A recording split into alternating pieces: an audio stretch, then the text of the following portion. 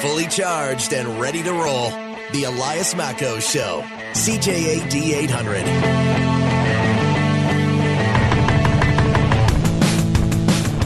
All right, let's take a look at movie and TV piracy on the show because we're seeing an increase here. Piracy in the past year, film piracy is up by 38.6%. Visits to television content piracy sites have increased by about 9%. And experts say that this increase will continue to rise in 2023. A lot of factors in this: economic pressures, rising prices, an increase in releases exclusive to subscription platforms that many of us aren't a part of. Let's go now to Carmy Levy, CTV's tech analyst, for more on this. Hi, Carmy. Hey, Elias. Great to be here. Great to be on. Great to talk to you here, Carmy. So, listen, it seemed to me that, piracy, it's not like it went away, but we had so many examples of how piracy was sort of pushed aside by streaming services. Get a Netflix account, get a Crave account, and then piracy's finished here. I was a little, but something else is happening right now. What's happening? Well, I mean, what used to be a cheap alternative to, your expensive cable or satellite subscription, we all used to talk about cutting the cable, cutting the cord, and then signing up for Netflix, and it would be cheaper, and we'd have more stuff to watch, and it'd be cooler, better movies. The prices have gone up significantly since then. And now it isn't just Netflix. Now there's a lot of competition for your dollar. So in many cases, if you want to have access to all the things that your friends are watching, you got to sign up for Netflix. You got to sign up for Apple TV Plus, for Disney Plus, for Amazon Prime Video. So next thing you know, you look at your monthly bill, it kind of adds up, and now you're spending more on content, and heaven forbid you don't have the right subscription because the market is so fractured. And a lot of people are going, well, it's not cheaper now, and it's a lot harder to manage. And guess what? They keep cranking up the price every year, way beyond the already high rate of inflation. So when you add it all up, it's like not such a great deal, not getting the content that I thought I was getting. Netflix is now starting to cut back on what they make available to Canadians. We don't get as much as they do in the U.S. And a lot of people are going, maybe I should start looking at alternatives again. Maybe all that downloading that I used to do before Netflix was a thing, maybe I should be going back to that. People are starting to ask themselves some hard questions they haven't been asking in a lot of years. So are you saying, Carmy, that the media companies are to blame themselves? Like the media companies have now created such a hodgepodge here that consumers don't have a choice? Yeah, if you think back to the early days of broadcasting, there were three large American networks, and if you wanted to watch something, there weren't a whole lot of channels. Well, then, of course, the number of channels expanded. Now that we've seen the same thing happen in the digital space, but what's different here is now you've got to pay for all of those digital channels. You have to have a subscription for every single one. That is just insane, right? How many subscriptions can the average consumer be expected to manage per month, especially when food prices are going up by double digits and they can barely afford to keep the roof over their head? So, what used to be a fairly affordable luxury, everyone loves their entertainment, is now no longer affordable, no longer as good, and quite frankly, it's incredibly annoying. And I think companies like Netflix and others have missed the boat. They don't really understand that, at some point consumers are going to look at their monthly spend and they're going to start questioning it. They've been raising rates so quickly. Even before inflation started to hit, they were already well above that rate. And they continued it right through the pandemic, especially as economic indicators started to go into the red zone. And I think consumers are starting to push back, saying, you know what, we've accepted it all along because it's the dawn of a new digital era. But you know what, you're hosing us, you're ripping us off. Enough's enough. We've crossed the line. You said the word annoying here, and I wonder how important that is here, because it seems like consumers will pay if it's easy. If you make it easy, take my money. And if you make it like, oh, geez, where do I go? How do I, do I have to get another subscription? That's when you invite alternatives here. So is the annoyance, the lack of ease a big factor here? I think it is, because if you watch, and it, ease of use was one of the reasons why most of us stopped downloading through peer-to-peer systems in the mid-aughts, late-aughts, early 2010s, and started shifting toward more legitimate features. And of course, this applies to movies and TVs. It also applies to music services. Mm-hmm. It's why, we used to download MP3s from places on the internet we probably shouldn't have been on. And then along came Apple iTunes, and next thing you know, we were all paying for it. So if all you have to do is sit on the couch with someone as they juggle multiple services on the same TV, and all the hoops they have to jump through in order to make sure that Netflix works alongside Apple TV, which works alongside Amazon Prime and all the other services that they subscribe to.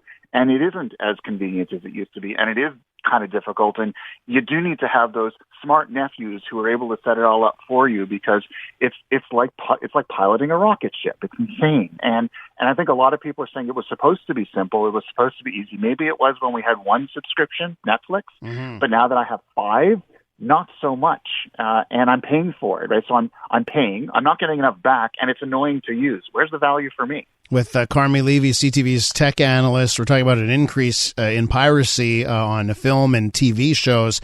So, Carmy, do you think the film industry, the TV industry, could learn a bit from the music industry? Because you whatever service you subscribe to in music, you pretty much get every single song ever.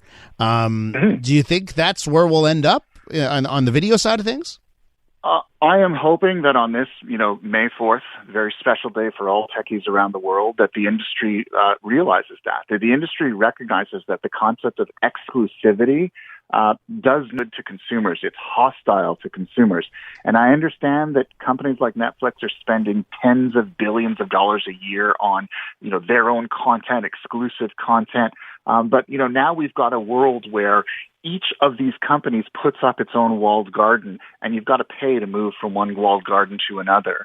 And eventually that becomes, and I think that eventually is now, it becomes unsustainable for consumers. And, I do look to the music industry where exclusivity really isn't a thing. I can listen to my favorite artists on Spotify just as I can on Apple's platform, or in any other streaming music platform. And I think that's kind of neat. It means that I'm not stuck. Oh, I can't listen to The Who on this service because I don't subscribe to the right one.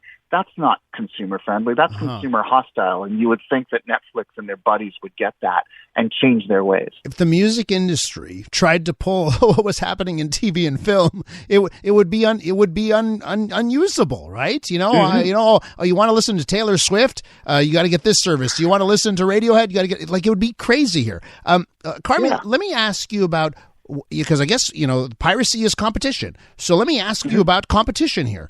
You mentioned peer-to-peer services from the beginning of this century, right? And I remember, the quality could be bad. It was a hassle to download. You'd wait forever to get the download, and then you have to get it to your TV. There are a whole bunch of issues with it, right? So what about now?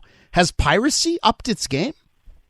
I think it has, to a certain degree. And, disclosure, not that I spend my time in these services, but I do keep an eye on them just so that I know what the current state of the art is.